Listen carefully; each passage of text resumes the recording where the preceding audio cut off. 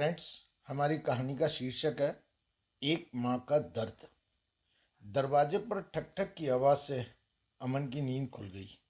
उठकर दरवाज़ा खोला। सामने एक 70-75 वर्ष की बुजुर्ग महिला हाथ में चाय की ट्रे लिए खड़ी थी। शायद आप नेहा की दादी माँ हैं। अमन ने झुककर उनके पैर छुए। अरे बेटा, ये क्या कर रहे हो? क्यों?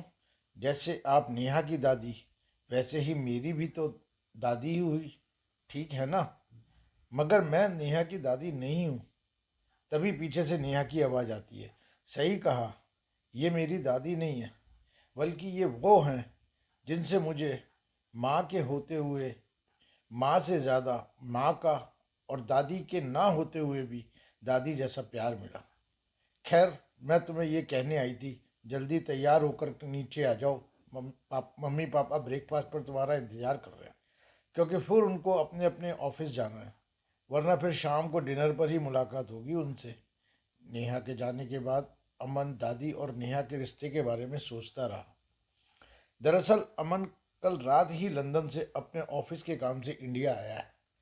अमन और नेहा लंदन में एक ही कॉलेज में पढ़ते थे, इसलिए नेहा की रिक्वेस्ट पर नेहा के घर पर ही रुका है। अमन के पेरेंट्स लंदन में ही रहते हैं और नेहा के दिल्ली में। वैसे उसके पेरेंट्स भी दिल्ली के ही हैं। पिछले 25 साल से लंदन में रह रहे हैं। मम्मी पापा के ऑफिस जाने के बाद दोनों नाश्ते की टेबल पर ही बैठे रहे। तब अमन ने नेहा से कहा, मुझे कुछ पूछना है। किस बारे में? दादी के बारे में। क्या पूछना है दादी के बारे में? यही कि ये तुम्हारी दादी नहीं है तो कौन है, और क्या रिश्ता है तुम्हारा दादी से? एक दो बार ना करने के बाद नेहा ने बड़े भावुकपन से बताना शुरू किया। तो सुनो, ये जो मकान है जिसमें आज हम रहते हैं, ये कभी इन्हीं का था। करीब 15 साल पहले पापा ने इनके बेटे से खरीदा था। इसमें 40 साल पहले इन्होंने अपने पति एवं 5 साल के बेटे के साथ गृह प्रवेश किया था। मगर 2 वर्ष बाद अचानक एक हादसे में पति की मृत्यु हो जाने के बाद पति की पेंशन और छोटे मोटे काम करके बेटे को पढ़ाया, लिखाया, अच्छी शिक्षा दिलाई, फिर अच्छे से बेटे की शादी की। एक दिन यही इनको दादी बनने का सौभाग्य मिला। यहीं इनके पोते का जन्म हुआ और यहीं से इनका बेटा लंदन में नौकरी करने गया। जिसके लिए इतना त्याग किया, उस बेटे ने इनके त्याग का जो सिला दिया, भगवान किसी को ना दे, कहते हुए नेहा का गला भराया। अमन भी मनी मन सोचने लगा कि ऐसा क्या किया बेटे ने। यही जानने की जिज्ञासा अमन के मन में बढ़ने लगी। उसने पूछा, फिर क्या हुआ? फिर फिर कुछ वर्षों बाद एक दिन इनके बेटे का फ़ोन आया कि माँ, मैं अगले हफ्ते आपको लेने आ रहा हूँ, क्योंकि मैं और आपकी बहू चाहते हैं कि अब आप हमारे साथ रहें। और आने के एक दो दिन बाद बेटे ने कहा, माँ, हमें कल ही चलना है। आपके पास जो भी रुपया पैसा है सब साथ ले लेना।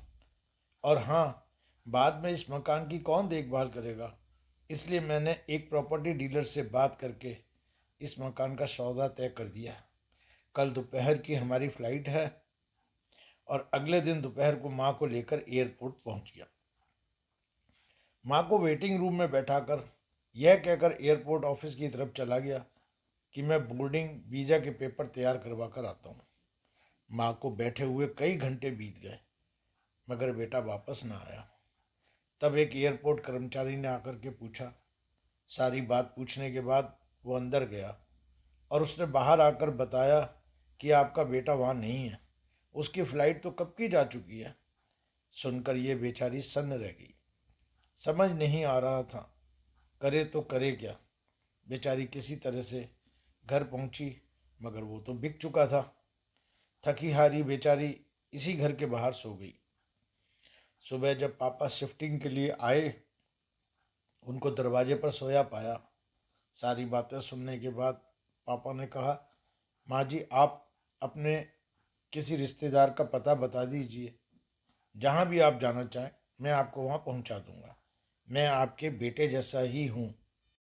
मगर इन्होंने ये कहकर मना कर दिया कि मैं यहाँ से नहीं जाऊँगी, क्योंकि जब भी कभी मेरा बेटा आएगा मुझे ना पाकर बहुत परेशान होगा।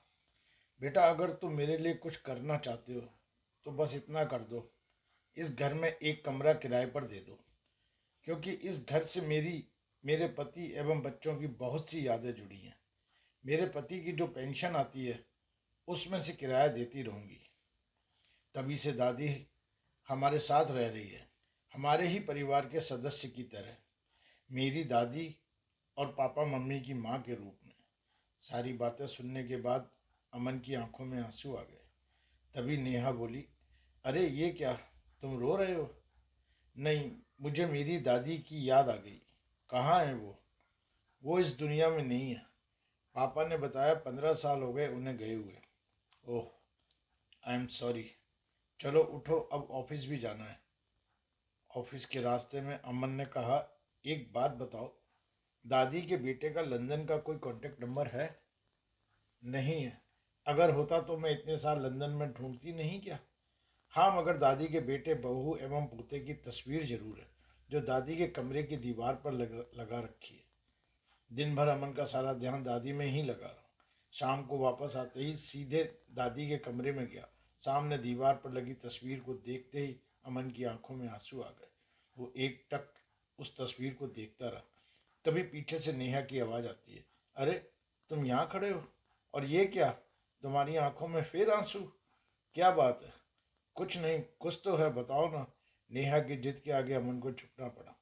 सुनना चाहती हो तो सुनो। वो जो दादी है ना, वो तुम्हारी तो मुंह बोली दादी है, मगर मेरी तो वो सगी दादी है। क्या कह रहे हो? नेहा ने बड़े आश्चर्य के साथ पूछा। हाँ, सही कह रहा हूँ। जो तस्वीर दादी के कमरे में लगी है ना, वो मेरे परिवार की है, मम्मी पापा और मैं। दादी का गुनाहगार कोई और नहीं, मेरे अपने पापा हैं।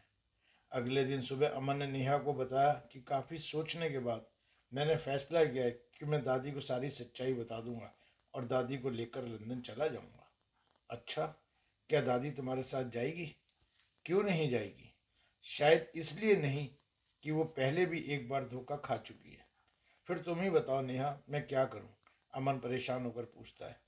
नेहा कहती है, तुम कुछ ऐसा करो जिससे तुम्हारे पेरेंट्स को अपने किए पर पछतावा हो। क्या इसमें तुम मेरा साथ दोगी? मैं तो जिंदगी भर तुम्हारा साथ देने को तैयार हूँ। तो फिर बताओ क्या करना है। तो ठीक है, सबसे पहले तुम अभी अपने पेरेंट्स को लंदन फ़ोन करके बताओ कि आज से ठीक 7 दिन बाद, यानी 15 तारीख को तुम शादी कर रहे हो, और इस शुभ अवसर पर आप आशीर्वाद देने जरूर आए। अमन ने ऐसा ही किया और बड़ी बेसब्री से 15 तारीख का इंतजार करने लगा। 7 दिन बाद आखिर वो दिन आ गया जिसका इंतजार था। अमन समय से एयरपोर्ट पहुंच गया। मम्मी पापा को लेकर घर के लिए चल दिया।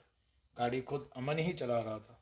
जैसे ही गाड़ी बी ब्लॉक में पहुंची, अमन ने ऊपर लगे शीशे से पापा की तरफ देखा। चेहरे पर थोड़ी सिकन थी। उसने पूछा, क्या हुआ पापा? All is well? हैं? हाँ, सब ठीक है। ये आ गया हाउस नंबर B2112। आइए पापा, आइए मम्मी। पापा मम्मी गाड़ी से नीचे उतरकर घर को देखने लगे। तभी अमन की आवाज़ आती है, आइए अंदर आइए। पापा अंदर आते हैं। ना जाने क्यों उनके कदम सीधे उसी कमरे की तरफ पहुंच जाते हैं जो कभी उनका हुआ करता था, जिसमें आज दादी रहती है। अमन इन सारी हरकतों को ध्यान से देख रहा था। अरे, उस कमरे में नहीं, यहाँ ड्राइंग रूम में आइए पापा। मगर पापा की नज़रें तो उस तस्वीर की तरफ लगी हुई थी। तभी अमन कहता है, ये तो मेड आंटी का कमरा है। अमन की आवाज़ सुनकर दादी, जो पूजा कर रही थी, पलट कर देखती है। सामने उनका बेटा बहू खड़े हैं। अनायास ही मुँह से निकल पड़ता है, आ गया तू? अब किसे धोखा देने आया है? क्या ये देखने आया है कि माँ जिंदा है या मर गई? दादी, ये आप क्या कह रही हैं? ये तो मेरे पापा हैं। अच्छा, तेरा पापा तो ये बाद में हुआ, पहले तो ये मेरा बेटा था। और मैं इस नालायक की वो बदनसीब माँ हूँ जिसको आज से 15 साल पहले ये एयरपोर्ट पर अकेला दर दर की ठोकरें खाने के लिए छोड़कर भाग गया था। मुझे माफ़ कर दो माँ, मुझे माफ़ कर दो। हाँ, अब माफ़ी ही मांगेगा, क्योंकि माफ़ी के अलावा और है भी क्या माँ के पास? रुपया पैसा मकान सब तो तू पहले ही ले गया। तभी अमन गुस्से से बोलता है, दादी तो शायद आपको माफ़ कर भी देगी पापा, क्योंकि माँ का दिल है ना। आपको पता है, आपसे इतना धोखा खाने के बाद भी दादी ने ये घर इसलिए नहीं छोड़ा कि अगर कभी आप वापस आए तब दादी को कहाँ ढूंढेंगे, परेशान होंगे। और एक आप बुजुर्ग माँ को दर दर की ठोकरें खाने के लिए अकेला छोड़कर भाग गए। इसके लिए मैं तो आपको कभी माफ़ नहीं करूँगा। हाँ पापा, मैं सारी सच्चाई जानता हूँ, इसलिए मैंने आपको झूठ बोलकर कि मेरी शादी है आपको यहाँ बुलाया था। इसीलिए मैंने फैसला किया है कि अब मैं आपके साथ कभी नहीं रहूँगा। मैं अब दादी के साथ यहीं इसी घर में रहूँगा, दादी की सेवा करूँगा। और हाँ, ये घर मैंने अंकल से खरीद कर दादी के नाम कर दिया, क्योंकि अंकल अपने नए फ्लैट में शिफ्ट हो रहे हैं, जो कि आज तक दादी की भावनाओं की कदर करते हुए यहीं रह रहे थे। क्योंकि एक बार इन्होंने दादी को माँ माँ जो कहा था, सिर्फ इसलिए। नहीं बेटा, इतनी बड़ी सजा मत दो हमें, हम तुम्हारे बिना नहीं रह सकेंगे। काश, काश कि ये बात आपने 15 साल पहले सोची होती। बेटे का मायूस चेहरा देखकर माँ से नहीं रहा गया। वो अमन से बोली, अगर तू भी वही करेगा जो इसने किया था, तब इसमें और तुझ में क्या फर्क रह गया? और फिर मेरा क्या, मेरी जिंदगी का क्या भरोसा है, आज है कल नहीं हो। जिंदगी के आखिरी समय में बेटा बहू मिल गए, पोता मिल गया, और क्या चाहिए मुझे। देख, मैंने इसे माफ़ कर दिया, अब तू भी गुस्सा छोड़ दे। अमन दादी की बात मान लेता है और सारा परिवार एक साथ हो जाता है। फ्रेंड्स, अगर ये कहानी आपको अच्छी लगी तो कृपया हमारे चैनल को सब्सक्राइब कीजिए, लाइक कीजिए, कमेंट्स कीजिए। Thank you.